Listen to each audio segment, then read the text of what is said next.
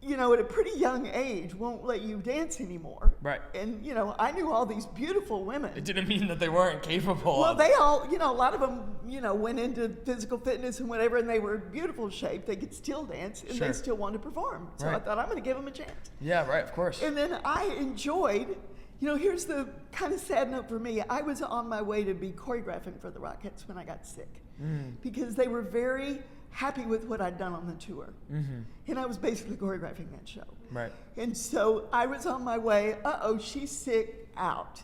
So I wanted to do that precision tap choreography, and they're not doing much tap at Radio City anymore. Right. So I wanted to show precision tap and choreograph like that, and I got these beautiful women in there. Some were my friends, some I didn't know.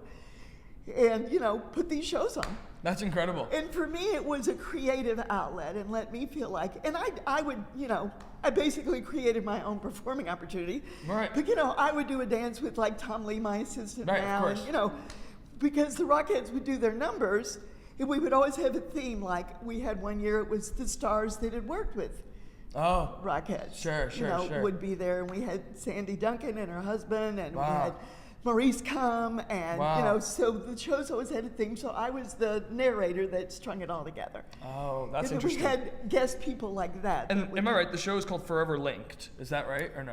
Or is that a separate Well, thing? Forever Linked was one of them. They all had different titles. Right. Okay. That's what I Rockettes thought. and the Stars was Forever Linked was an interesting one, because this one, what I did is not all of the legacy dancers, but about 5 of them told Yeah. their story, and I told mine, and we had slides. Oh. So that's how the show was linked together. That's we really told our interesting, through stories, personal because stories. every Rockette comes from a different training and a different thing and a different background, and they're doing Right. different things now. And so I thought it was a really interesting show, and that's Yeah, what that we is did for that interesting. one. So that's Forever Linked. That Do you still do the legacy shows? I do not. Where did you do them when you were doing them? We did them at Miller Theater at Columbia. Okay. We did it. The last one was done at Pace University. Oh, okay. So nice. we usually did them at college theaters because it was what I could afford. Sure. But here's the crazy part, because you know how I am. Yeah. I footed the bill for all this. Right. So I could only afford to get a decent theater. We wanted a good theater Yeah. for one day. So we went in the morning.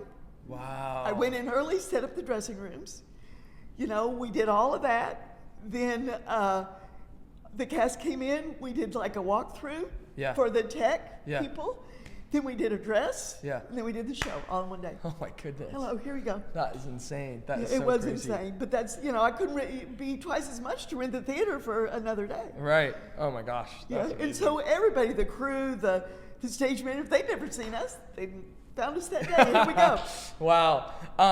Tell me about your experience with teaching. You said you had started with teaching, and so then when you pivoted to teaching, where did you go? Like, what was it? Individual dance classes, or did you want to go into that collegiate thing that you? Well, no, the real reality is I never stopped teaching. It was my survival job. Oh, okay. So Okay. when I was a dancer, I never had to do anything else. Yeah.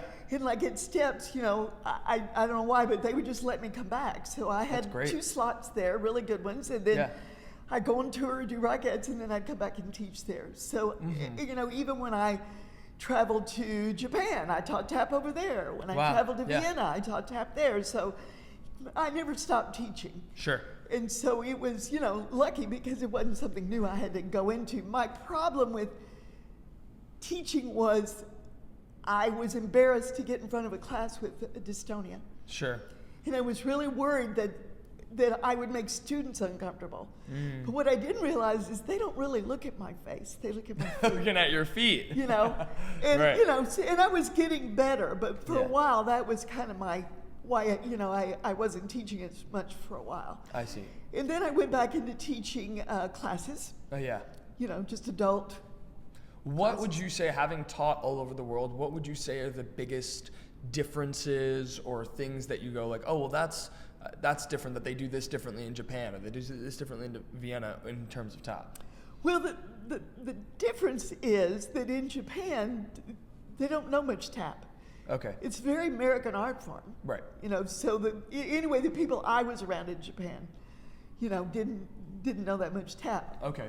Obviously in Vienna they do, but I taught at a musical theater school in Vienna. Okay. And I taught at some private studios there when I was Yeah. in Vienna. And the musical theater in Vienna was big at the time, and the government supports the arts, so Yeah. they had set up this theater. Yeah. So the theater flew me back to Vienna 4 times to teach in that school. Oh, wow, and really? So those kids wanted to know what I did. They wanted Yeah. to know how to do musical theater stuff. I see. So it was more that. I mean, everywhere now there's all kinds of rhythm tap, and Well, there's string different tap and all that. styles and stuff, and then when we talk about some things are called different. What about in terms of counting? Like, how is that different in other countries? Is there a difference in terms of? Well, obviously you're not counting with. Do they even count with numbers or their numbers? Well, here's the thing. When I was there, because this is an American art form, so the terms are the terms. Yeah. Like in ballet, you call a plie, that's French. Right, In right. tap, you call a shuffle. So it doesn't matter what their language is, they need to learn those terms. Right. When I was in Vienna, all my kids were from all over Europe that took at the musical theater school. Right. They spoke a lot of languages. All of Okay. them spoke at least a little English. And I felt Okay. stupid because I only barely spoke English. Sure. And they all spoke multiple languages. But what I did when I was teaching, I ended up using my hands. Okay. 5, 6, 7, 8, whatever. And when I got back, I was still using my hands. Right. When I was here. Right. They don't need me to give them. Yeah, right. You didn't need to anymore, but it was something you get comfortable with. So I didn't go to take other classes there, so I don't know how they counted. Okay. But I'm sure it's similar. very I similar. mean, music is music. Right. So I want to talk a little bit about how we met because so you worked at Wagner College and I took your Jazz 1 course, which is Yes. how we know that you're more than just a tapper, you're jazz as well Yes. and ballet and all of the things. And so I took your Jazz 1 course at 8 a.m. Yes. twice a week, and I was one of 4 people in it. Yeah. So- And I came from Manhattan to be there at that 8 a.m. class. on Staten Island. Yeah. And also, some days I was not one of 4, I was one of 1. Some days it was just me and Mary Six. Yes. Because people just wouldn't show up. So if you had 3 absences, that was what it was. Yeah. And now that's what I do. I do private classes with Mary Six. Mary Six is my tap teacher. And has been for years now. And so I want to talk to you about this. This is a big question that I think that everyone at Wagner College wondered about you, that we're finally getting the chance to ask, and I'm You surprised can I've ask never. the question. I may or may not answer. Yeah, right. What is the 6 in Mary Six? You got some time? Yeah, this is an important question, I'm sure, to many people. Well, my given name is Mary Elizabeth. Okay. So this is not a family name. Okay, yeah. But it started by going to a party. Uh-huh. And at the party, there was this kind of zany girl, and she said, I'm going to do a number association game. So if you list 1 to 10 and put an object by it, 1, ashtray, 1, blah, blah, blah. I can just remember if you say, what's 1? So she made a thing, and I was kind of sitting off to the side. Sadly, I can remember 10 objects, and I don't need a number. But so they'd say, what's 4? And she would have no idea, and I'd yell it out. So it got to be kind of a joke. Right. So the guy giving the party invited me to another one several weeks later. Yeah. He couldn't remember my last name, and I said, why don't you give me a number? Oh, wow. He gave me 6. Yeah. It gets better or worse, however you look at it. Yeah. He only called me 6, not Mary Six. Uh-huh. He only called me 6. Right. I married him. So Oh, my when you get married, you can change your name legally to whatever you want. So Right. I changed my name to Mary Six. Rupert is his last Oh name. my gosh. This is going to be a revelation. You better get all the Wagner. I was going to say, everyone who went to Wagner right now is having their mind blown. Exactly. So anyway, he always called me 6, and when I married him, I could change it. And when I divorced him, you can also change your name. Right. So when I divorced him, I made that my legal name because by then I was already performing. And everybody knew you as And Mary it's- Six Well, Rupert. it's also a really great Wow. name because I would go to auditions and they'd go, "Where'd you get the 6?" And I'd get to say something. Oh my gosh, yeah, of course. That is such an interesting story. Yeah. Wow, who knew? And how old were you? How old were you when that was? How old was I when? When you got married? I was very young when I got married. Oh yeah, okay. So this name has been with you for a long time. Yeah, it has. Wow. No one in my family will use it. Wow. That is incredible. That is awesome. But my New York crowd is where people call me Mary Six. Right. You know, he only called me 6. A lot of Right. people in Dallas couldn't get it because I was switching from. That is so funny. That is so funny. There it is. Answered. Yeah. Boom. And you know, it's weird. I don't know why. It suits me. It certainly does. No, it has such a ring to it too. Yeah. It is what it is. Yeah. Okay, this is another silly aside question. What was the first Broadway show you ever saw? The first, well, you mean on Broadway or in Dallas? That you on Broadway. Was it when you moved to New York already? Or did you no, do like it was before that. It was when I came to visit New York and stay a couple of weeks and just study and take classes. Sure. And at that time, it was The Wiz and Chorus Line. Wow, the original Chorus Line. Oh my goodness! Wow, that's funny. Actually, I think Michelle said that too. Yeah, I don't want to say too much because you guys are adding up how old I am. That's really old. Say, oh my God. Oh my God. We better talk fast. She's on her last leg. Wow, that's awesome. That's incredible. I want to talk a little bit about because you could find the video on YouTube, and many of us have watched it, and of My One and Only that you did with Harold Nicholas. Tell me about where that was and where you were in your career at that point.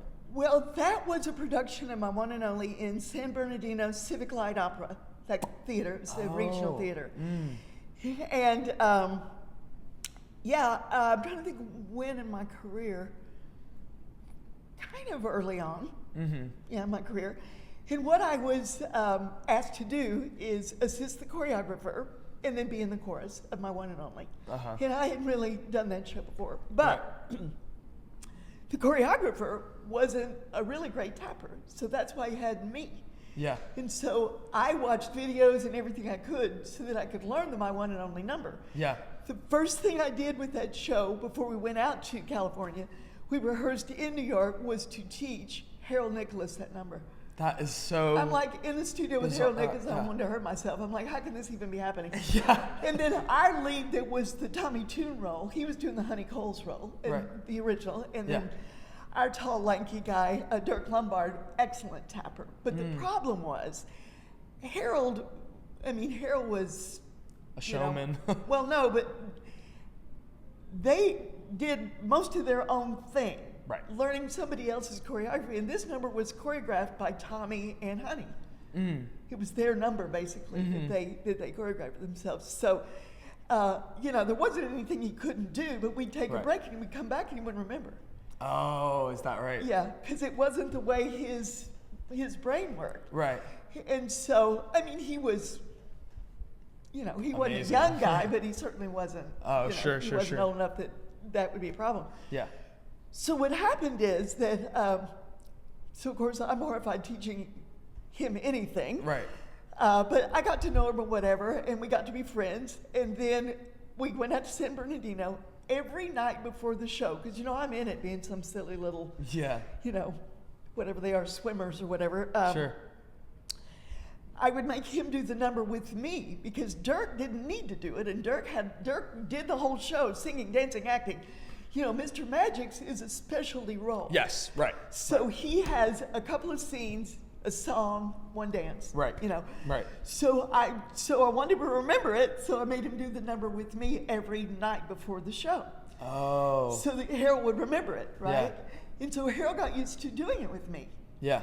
So down the line, I don't know, maybe even a couple of years later, there's a big benefit in London every year that they do for their hospital system. They're raising money for that. Yeah. They bring a lot of stars in, American and from over there. Yeah. And they love the Nicholas Brothers over there. The Nicholas Brothers in Europe were just huge. Right. So they wanted the Nicholas Brothers to come, but they wanted it to be an all Gershwin music show. No acting, no book, but just the music for My One and Only, which was all Gershwin stuff. I see. So they knew that Harold, because they were bringing the Nicholas Brothers anyway, they knew that Harold knew this number. Yeah. So they tried to get a tall, lanky guy on the West End to be that, and they couldn't find anybody. So they said, Harold, why don't you find some guy that you've worked with there and bring him over? And he asked if he could bring me. Wow. And I don't think that number's ever been done with a woman. That's incredible. Wow. And so and that's what the clip that's on YouTube is from that. And that's at the London Palladium, and I'm stomping around up there with Harold. The London Palladium. That's like, oh my goodness. Can you imagine? I'm like, I don't even know what's going on, but this is my favorite. So here I am with Harold. I looked like a giant. Harold was tiny, tiny. Right. So here's this giant blonde out there with Harold that nobody really knew what to do about it, but we did because we could. Yeah. We did what you saw. We acted the acting scene into the number, we sang, and then Yes. we danced. Most Right. of it was just either singing or choreography or whatever, Right. but we did the whole number. So I'd never been in a situation where dancers, while dancing, discuss it with the audience. But that's kind of a thing. Yeah, I think this But is so not interesting. in my world. It's you so know, Rockette interesting. world, you don't yell out, hey, you'd be Right, fired right, immediately. right. And so he started yelling out stuff, and the audience was jiving with him and yelling Yeah, out yeah. everything, And, I was a little taken off guard. I Yeah. never yelled at the audience, but that's Right. really a thing. I mean, you'll see it at concerts and stuff Yeah. like that. And so, that was one thing. And I'll tell you, I could have been a stick figure out there or a cardboard cutout because they loved Harold so much when he came on stage.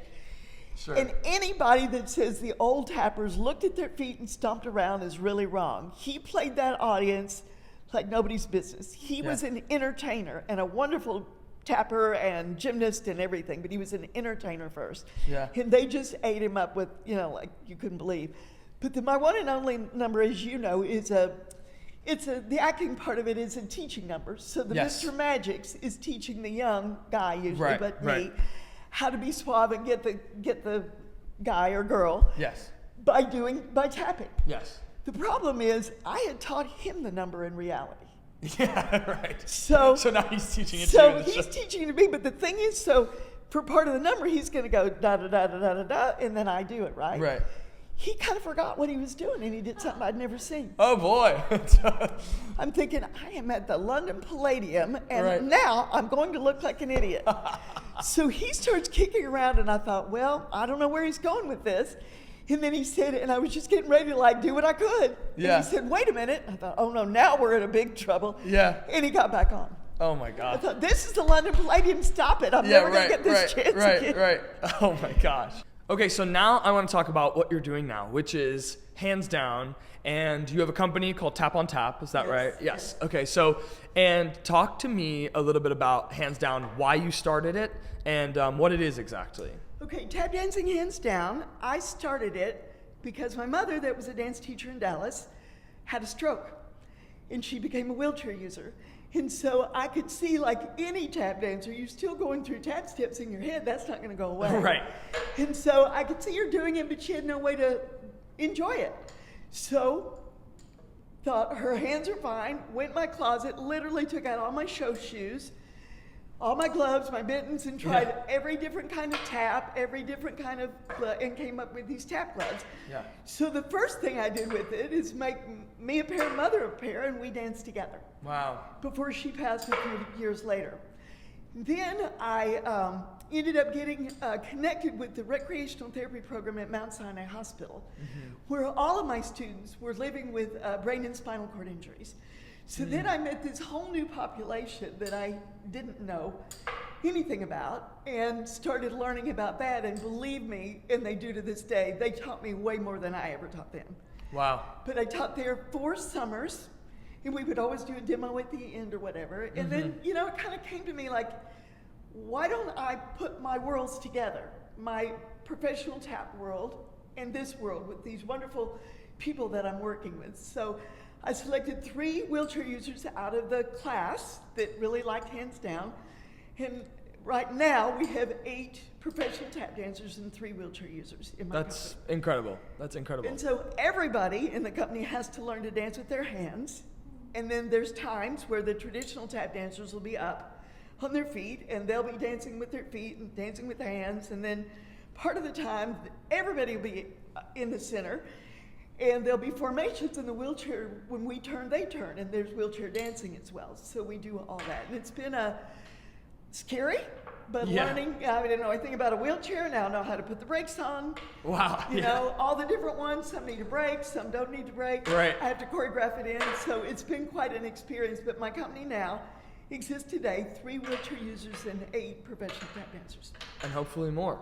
I know Hands Down because when we were in college, if you were out, I remember someone broke their leg and it was in the middle of the semester and so they couldn't tap, so they resorted to Hands Down and it was like this perfect alternative. Yeah. And were you there when there actually was the Probably not, because she was in tap one. There was a woman that came in, not in the theater performance major.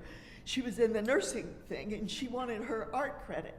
Right. But she couldn't really stand very well. And so I said, if I can get permission, do you want to take this semester with hands down? She did the whole semester hands down. She did her final hands down, and she got credit for it. It's perfect. That's a perfect. And there is a video of that somewhere online. Oh, wow, great. Okay, great. So let's show us a little bit of hands down, and I guess like the basics of it and what the adjustments were toward tap, and then we'll do a little combo as well. Okay, Yeah. sounds good to me. So, tap dancing hands down is exactly what it sounds like. You tap with your hands instead of your feet. So, the gloves are made like a shoe. You've got the ball tap and the heel tap. And the thing about it is, I've been doing this now for 15 years and trying to figure out feet and legs work differently than arms and hands. So you've got to make the adjustments so that hands down can be as close to the sound and movement as like a shuffle and those kinds of things. So, Right. for instance, a shuffle with your leg, the foot goes down to the floor and comes up. The arms don't do that very well. So we do a shuffle only with our fingers. Shuffling with your fingers. Yeah, you can see it's perfect shuffle. Right. Because your arm just is not going to, do that. Right, So right. it's adjustments like that that you have to make. And also, I try really hard to get the dancers tapping with their hands to make an arch, like you have in your foot. Right. Because the taps go better with an arch than flat. Right. Right. So if you learn to tap with a little arch, then you got the taps right on the board like you would have with your feet. Okay, great. So that's it's funny you mentioned that because that's one of the things. My foot doesn't really have an arch. I have flat feet. So I'm really, and I know you were thinking that the second she mentioned an arch, because that's my biggest struggle when it comes to tap in certain respects, is working with the arch. So that's, I think, a very important distinction. Absolutely. Yeah.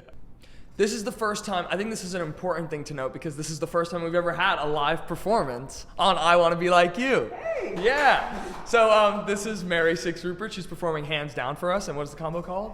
Well, this is Give Me the Simple Life is the music, but this is a more advanced hands down combination. So I just want people to think they have to start at this level. Yeah, When right. they start, it's like any kind of basic tap, but this is a more advanced version. Okay, great. Yep. Here we go.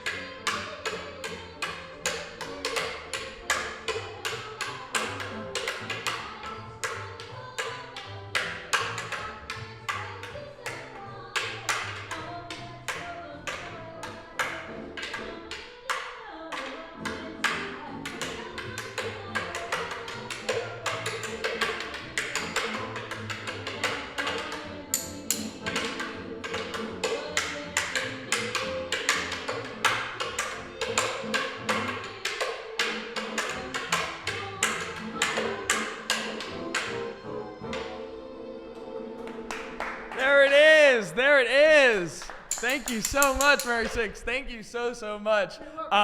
Okay, I have one final question for you before we wrap this up. And we end this podcast. We started this podcast with me asking you, who was your I want to be like you when you were a kid? And now I want to ask you, who is your I want to be like you now? Who would you say is, and it could be anyone. It doesn't have to be, a celebrity or anything like that. It could be anyone you like. What would you say that is? Well, I'd like to be about 40 years younger. So Your 40-year-old self. yeah. I mean, I don't know.